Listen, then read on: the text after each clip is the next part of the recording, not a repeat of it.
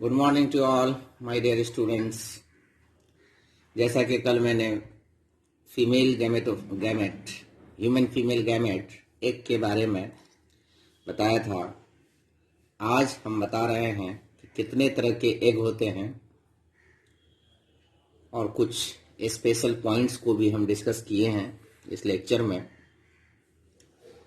आमतौर से बच्चे पूछ रहे हैं कि सर ये सेमेस्टर 2 का है कि या सेमेस्टर 4 का, इसीलिए मैंने सबसे पहले दिन सिलेबस को डिस्कस किया था।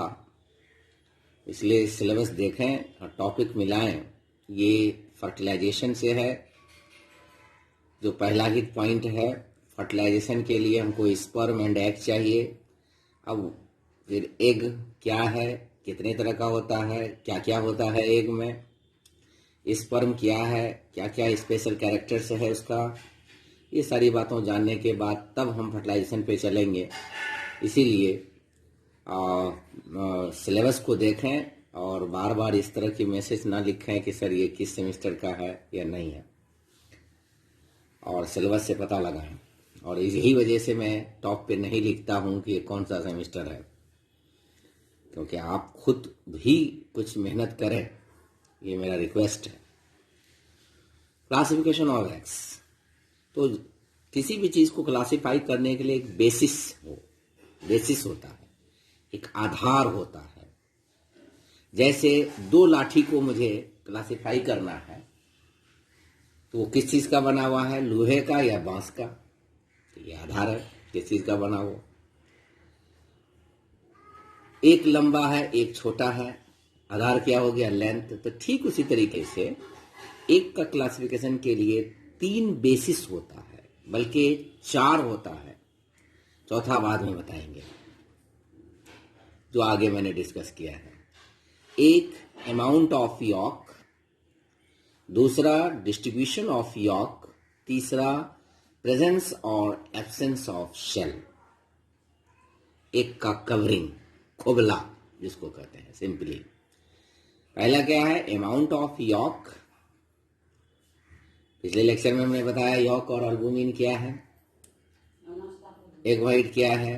दूसरा डिस्ट्रीब्यूशन ऑफ यॉक, तीसरा प्रेजेंस और एब्सेंस ऑफ शेल। तो 1 बाय 1 हम बता रहे हैं। अमाउंट ऑफ यॉक के हिसाब से, on the basis of York, quantity of York, 4 type का एग होता है। एलेसिथल, माइक्रोलेसिथल, मेजोलेसिथल, मैक्रोलेसिथल। मैक्रोलेसिथल को हम मेगालेसिथल भी कहते हैं, पॉलीलेसिथल भी कहते हैं। तो एलेसिथल नो वाई मैंने लिखा है, मीन्स यॉक नहीं होता है, बहुत थोड़ा सा। जैसे इसका एग्जाम्पल है यूथेरियन मैमल्स, यानी हम लोग भी हैं। दूसरा है मैक्रोलेसिथल, जिसमें कि नेग्लिजिबल अमाउंट ऑफ यॉक होता है, नेग्लिजिबल अमाउंट ऑफ यॉक होता है। इसको हम ओलिगोलेसिथल भी कहते हैं। ये एम्फिऑक्सिस एंड टेनिकेट्स यानी एसिडियंस जो होता है उसमें पाया जाता है। मेजोलेसिथल, इसमें मॉडरेट क्वांटिटी ऑफ यॉक होता है। ये पैड में पाया जाता है। पैड एक मैंने सिंपल टेक्निक बना दिया है। पी से पेट्रोमाइजोन, ए से एम्फीबियंस, डी से डिप्नोई, ये फिश है और ये आप समझ ही रहे हैं। मेगालेसिथल, जिसमें कि लार्ज क्वांटिटी ऑफ यॉक होता है। देखिए, गर्चे ये सुनने में बहुत छोटा छोटा है, लेकिन ये बहुत वैल्यूएबल है आगे डेवलपमेंटल प्रोसेस के लिए, क्योंकि इसी के ऊपर क्लीवेज बेस्ड होगा, इसी के ऊपर मॉर्फोजेनेटिक मूवमेंट होगा, इसी के ऊपर बहुत सारे कॉम्पिटिटिव क्वेश्चंस पूछा जाता है। तो इसलिए on the basis of quantity of York, तो 3 तरह का एग हुआ, एलेसिथल, मैक्रोलेसिथल, मेजोलेसिथल, मैक्रोलेसिथल। आमतौर से बच्चे कंफ्यूज होता है कि मेगालेसिथल किसे कहते हैं, पॉलीलेसिथल किसे कहते हैं। इसमें लार्ज क्वांटिटी ऑफ, यहाँ पर लार्ज मैंने लिखा है, यॉक की क्वांटिटी जो है वो लार्ज होता है। ये पाया जाता है आर रिप्टेलिया में, रिप्टाइल्स में, बर्ड्स में, और क्या कहते हैं प्रोटोथेरियंस मैमल्स में, यानी एग लेइंग मैमल्स में पाया जाता है। तो ये on the basis of amount of York था। अब यॉक जो डिस्ट्रीब्यूशन होता है इनसाइड द एग, ये इस बेसिस पर पहला टाइप है आइसोलेसिथल। आइसो मीन्स इक्वली, यूनिफॉर्मली, और होमो मीन्स इक्वली।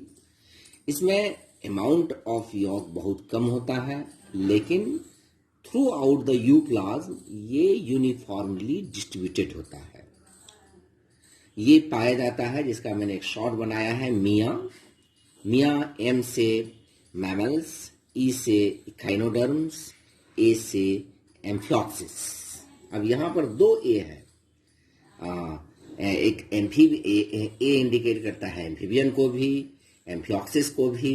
तो यहाँ पर आप कोई टेक्निक जैसे एस लगा दें, जैसे ये हो जाएगा एम्फियोक्सिस। नेक्स्ट है टेलोलेसिथल। यहीं तक रखो ताकि इसको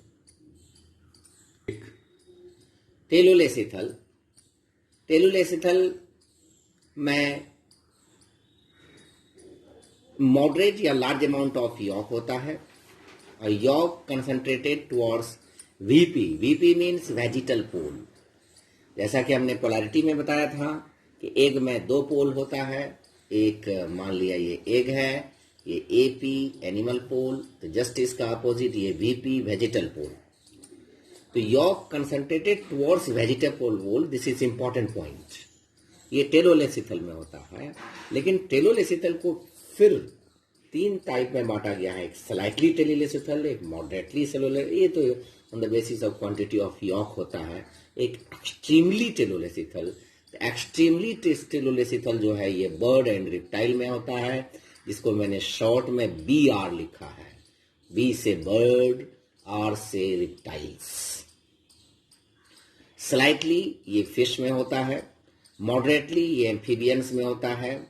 अब इसमें जो है साइटोप्लाज्म वेजिटल पोल में होता है, और न्यूक्लियस जो है ये टुवर्ड्स एनिमल पोल होता है।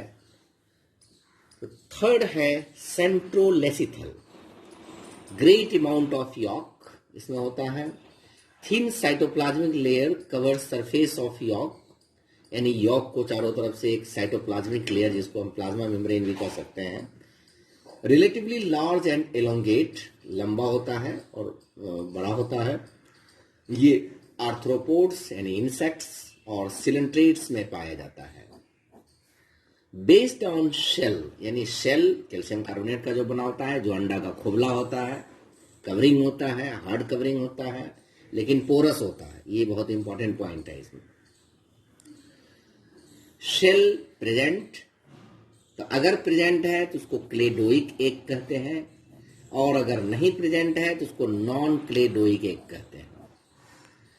तो shell present, large amount of yolk, salt and water, and this is very important point कि presence of shell is the terrestrial adaptive behavior, यानी जमीन पर के रहने के लिए इसको अडेप्ट करता है। ये बहुत ही इंपॉर्टेंट पॉइंट है। Shell is permeable for gases, यानी पोरस होता है, इसलिए उसके जरिए गैस पास होता है। और ये क्लेडोइक एग जो होता है ये बर्ड में, रिप्टाइल्स में, प्रोटोथेरियन मैमल्स में और इंसेक्ट्स में पाया जाता है। बर्ड्स में, रिप्टाइल्स में, प्रोटोथेरियन मैमल्स में और इंसेक्ट्स में पाया जाता है।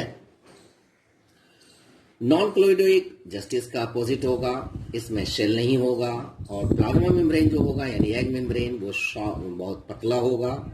ये जो है जितने भी विविपेरस एनिमल है, यानी हम लोग भी आते हैं, और एक्वेटिक ओविपेरस अंडा देने वाला, विविपेरस बच्चा देने वाला, ओविपेरस अंडा देने वाला, तो सिर्फ एक्वेटिक ओविपेरस और ऑल विविपेरस एनिमल में ये पाया जाता है।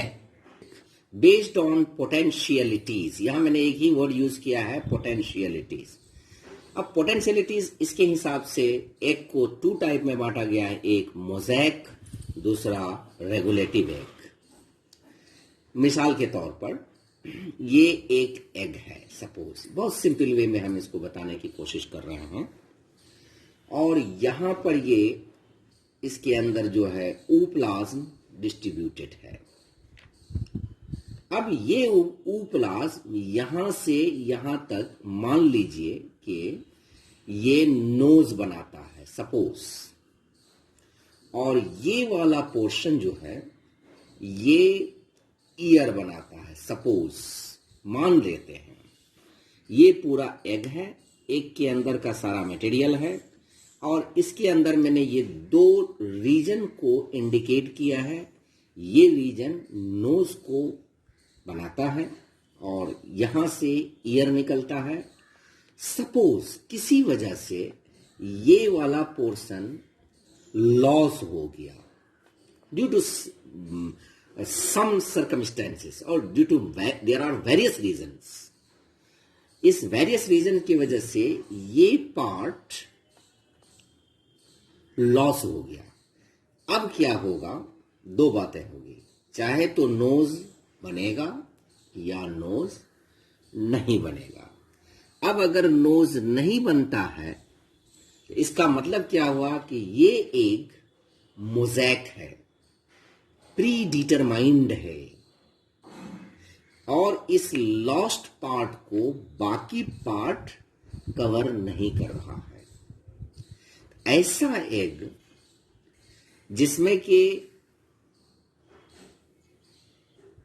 हर एक पोर्शन प्री डिटरमाइंड हो, यानी फिक्स्ड हो, और अगर वो पार्ट लॉस कर जाए तो वो पोर्शन अगर लॉस कर जाए तो उससे निकलने वाला पार्ट नहीं बनेगा। ऐसे एक को हम मोज़ेक एग या डिटरमिनेट कहते हैं। इसको हम या क्या कहते हैं, डिटरमिनेट। मतलब if the portion is lost, the organ originated from that portion will not be formed, नहीं बनेगा। इसीलिए इसी मैंने यहां पर लिखा है, every portion is predetermined with respect to, WRT means with respect to, potentialities for future development in the form of mosaic. Mosaic मतलब यही हुआ। लेकिन कुछ एग ऐसा होता है कि मान लिया कि ये पोर्शन गायब हो गया या ये पोर्शन गायब हो गया, तो जो बाकी पोर्शन है वो इसकी भरपाई कर देगा। इट मीन्स वहां पर प्री डिटरमाइंड नहीं है, वहां पर क्या है, फॉर फ्यूचर डेवलपमेंट के लिए पोर्शन ऑफ द एग जो है वो प्री डिटरमाइंड नहीं है। ऐसे एग को हम रेगुलेटिव एग यानी इनडिटरमिनेट एग कहते हैं।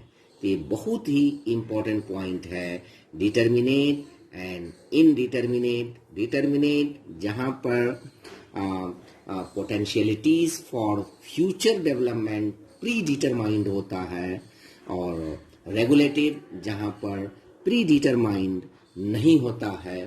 इसको हम जैसे आगे हम जब क्लीवेज पढ़ाएंगे वहां ज्यादा क्लियर करेंगे। मान लिया ये क्लीवेज है, ये क्लीवेज है, अब ये पोर्शन लॉस हो गया, ब्लास्टोमियर, पहला ब्लास्टोमियर या दूसरा ब्लास्टोमियर लॉस हो गया, तो यहां से जो चीज निकलता है वो निकलेगा, इसको रेगुलेटिव, और अगर नहीं निकलेगा तो वो हम मोज़ेक कहेंगे। तो मोज़ेक एक पाया जाता है एनेलिड्स, मोलस्का और एसिडियंस, जिसको हम मां लिख सकते हैं, मोलस्का, एनेलिड्स एंड एसिडियंस। और इनडिटरमिनेट में तमाम वर्टिब्रेट एग है, और ये ऊपर वाले का क्रम है कि हम लोगों का इनडिटरमिनेट है, ताकि अगर कोई पोर्शन लॉस हो जाए तो वो भरपाई, उसकी पोटेंशियलिटी इतनी होती है कि वो खुद भरपाई कर देता है, और मोस्ट इनवर्टिब्रेट्स में ये पाया जाता है। ये थे classification of egg on the basis of different, तो ये फोर्थ बेसिस यही है पोटेंशियलिटीज, जो हमने पीछे वहां लिखाया नहीं है, यहां पर दिखाया है।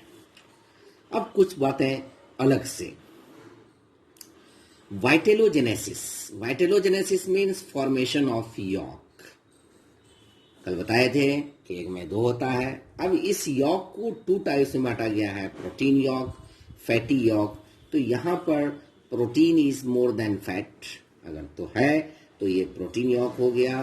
Fat is more than protein, then ये फैटी यॉक हो गया। दूसरी बात आ गई, 2 तरह के जो पोल होते हैं, एनिमल पोल और वेजिटल पोल। तो एनिमल पोल पे साइटोप्लाज्म कंसंट्रेटेड होता है और वेजिटल पोल पे यॉक कंसंट्रेटेड होता है। लेकिन यहाँ पर सबसे जो इम्पोर्टेंट पॉइंट है वो ये है कि metabolic process is highest at animal pole. बहुत इंपॉर्टेंट पॉइंट है ये, that is very very important point.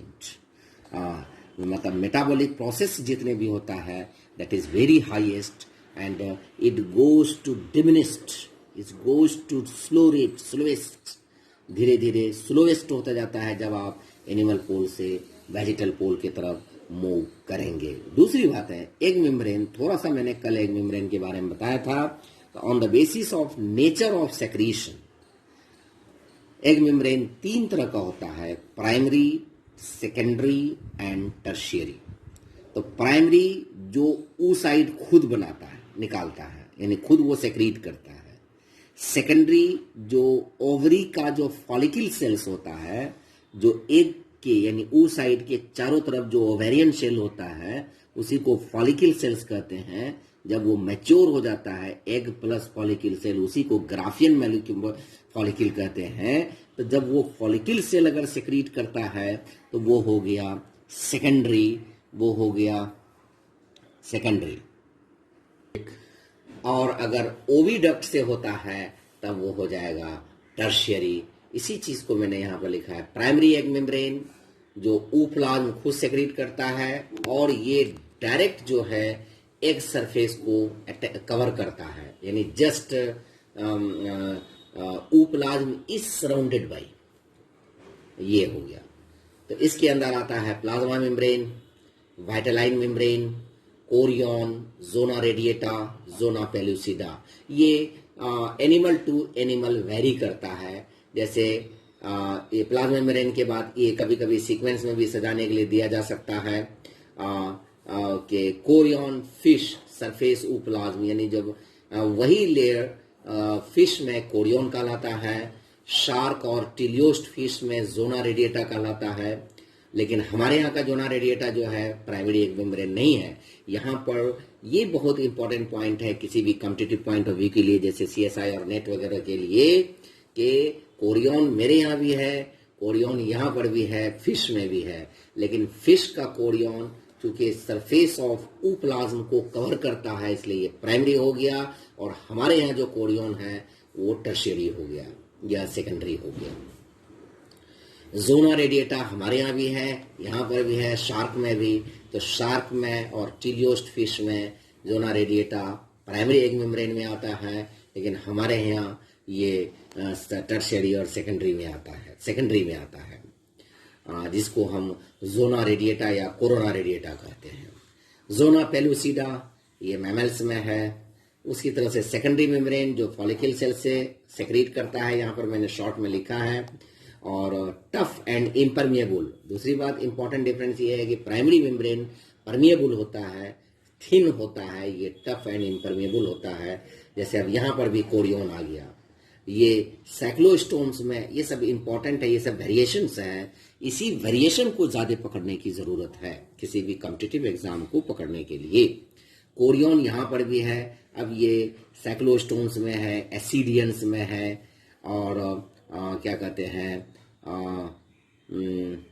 और इंसेक्ट्स में भी है, और कोरोना रेडिएटा मैमल में है जो सेकेंडरी एग मेम्ब्रेन है। और यहाँ जोना रेडिएटा, या इसको हम कोरोना रेडिएटा भी कह सकते हैं, या इस कोरोना को हम जोना रेडिएटा कह सकते हैं। तो अब यहाँ पर ये सब थोड़ा सा वेरिएशंस है, डिफरेंसेस है, इसी पॉइंट पर ज्यादा क्लोज वॉच करने की जरूरत है। यहाँ पर मैंने 3 एग्जाम्पल लिखा है, इसी 3 एग्जाम्पल को AIC लिखा है, और इसमें A से हो गया एसिडियंस, I से हो गया इंसेक्ट्स, C से हो गया साइक्लोस्टोम। एक सिंपल टेक्निक है और ये आप भी अपना डेवलप कर सकते हैं।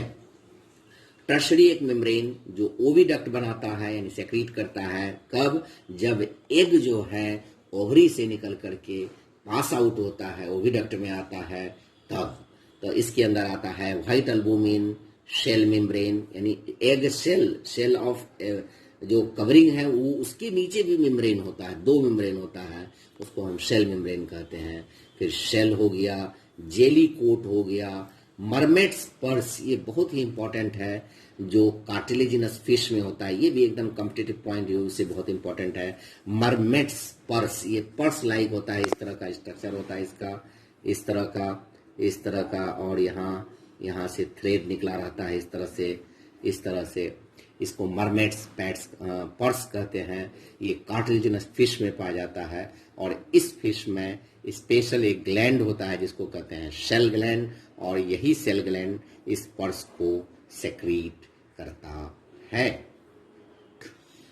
इम्पोर्टेंस ऑफ जेली कोट, ये क्या कहते हैं कि फ्रॉक्स एक्स में ये टर्शियरी मेम्ब्रेन है।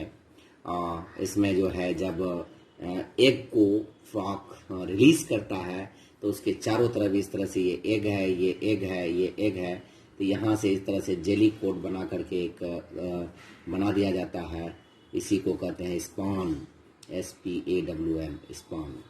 और इसकी क्या क्या इम्पोर्टेंस है? तो एक तो इसके अंदर एयर बबल्स होता है जो कि इस पूरे स्पॉनिंग को बॉइंसी देता है यानी स्विम करने में मदद करता है। दूसरा, मैकेनिकल इंजरी से ये बचाता है। तीसरा, चूंकि ये टेस्टलेस होता है, कौन? ये जेली कोट, इसीलिए इसको कोई एनिमी खाता नहीं है। जो मैंने लिखा है, tasteless, prevents from enemy, prevents infection of bacteria and fungal spores. It means it has certain chemicals जो केमिकल के बैक्टीरियल और फंगल स्पोर के इन्फेक्शन से प्रिवेंट करता है। कीप द एग वार्म्स, ये जो है एक तो पूरा शेड की तरह जाता है और ये एग को गर्म करके रखता है। और दूसरी बात, इसमें चूंकि मेलानिन पिगमेंट होता है, इस मेलानिन या मेलाटोनिन, ये पिगमेंट जो कि यूवी रेज से, हार्मफुल रेडिएशन से बचाता है। दूसरा, कैमोफ्लैग में ये हेल्प करता है। Camouflage means changing of colour.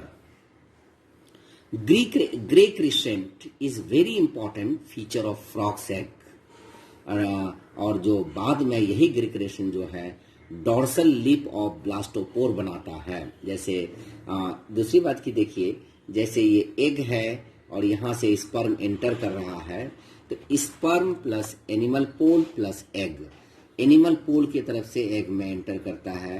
तो ये जो एंट्री ऑफ स्पर्म है ये बहुत ही इंपॉर्टेंट फैक्टर करता है sperms, anterior part of embryo, entry site of sperm. अब जैसे इस साइड में किया तो अब ये इससे जो बेबी बनेगा, इस पूरे से जो बेबी बनेगा, तो ये जो साइड जो है, ये साइड बच्चे का एंटीरियर पोर्शन बनाएगा। समझ में नहीं आया? मतलब मान लिया कि हम ही लोग हैं सपोज, अब यहाँ स्पर्म इस डायरेक्शन में घुसता है, तो इस डायरेक्शन में घुसता है एनिमल पोल की तरफ से, तो ये जो एनिमल पोल वाला पोर्शन, ये साइड जो है, ये हम लोगों का सर के तरफ बनाएगा। I think it is clear. Embryo, अच्छा, इंट्रेंस ऑफ स्पर्म डिटरमाइंस, बहुत इंपॉर्टेंट बात, फ्यूचर पोलैरिटी, यानी एक की पोलैरिटी क्या होगी, प्लेन ऑफ क्लीवेज, ये दो बातों को ये करता है। Entry of sperm in opposite direction, अब यहाँ से मतलब ये एनिमल पोल है, लेकिन इस डायरेक्शन में अगर ये एंटर कर रहा है तब ये मेलानिन ग्रेन्यूल्स जो है ये स्पर्म की तरफ चला जाएगा, इसलिए वो एक ग्रे क्रेसेंट, एक लेयर बनाएगा जिसको हम ग्रे क्रेसेंट कहते हैं। ये clear region between animal pole and vegetal pole, that is called grey crescent, जो मैंने ऊपर बताया। अब कुछ स्पेसिफिक कैरेक्टर है चिक एग का कुछ स्पेसिफिक कैरेक्टर हम बता रहे हैं। चिक एग यानी बर्ड का एग यानी मुर्गी का अंडा, मेगालेसिथल, डिस्क्वाइडल, क्लेडोइक। क्लेडोइक क्यों है? क्योंकि उसमें शेल पाया जाता है। मेगालेसिथल क्यों है? क्योंकि बहुत सारा यॉक होता है। और ऊप्लाज्म होता है। डिस्क्वाइडल क्यों है? क्योंकि साइटोप्लाज्म एज ए डिस्क बनाता है, एक डिस्क टाइप का बनाता है। और ये उसके डिस्क, उसी को जर्मिनल डिस्क कहते हैं। और उसके नीचे यॉक होता है। Germinal disc it is the fertilization site, और जस्ट जर्मिनल डिस्क के नीचे यॉक होता है।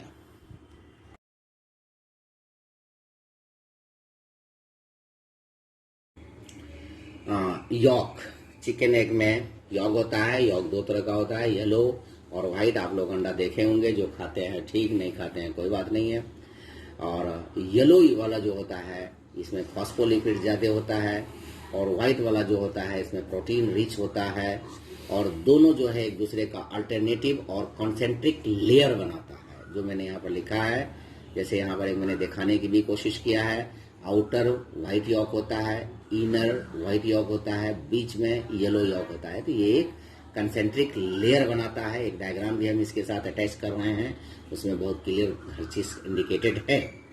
उसी में फिर एक वर्ड आता है लैटिब्रा, उस डायग्राम में है।